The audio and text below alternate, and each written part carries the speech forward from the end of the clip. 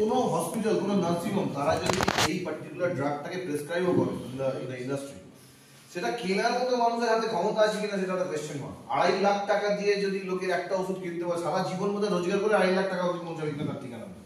তো ওষুধটা তো বানানো হলো, টেকনোলজিটাও তৈরি হলো, পেটেন্টও হলো, সবই হলো, but end of the day it is not reachable to the people at large.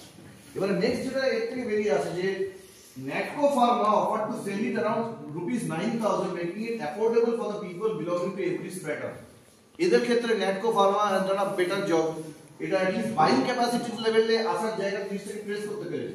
The terms and conditions of the CL were created by the controller, who awarded Bayer initially a 6% royalty on profits.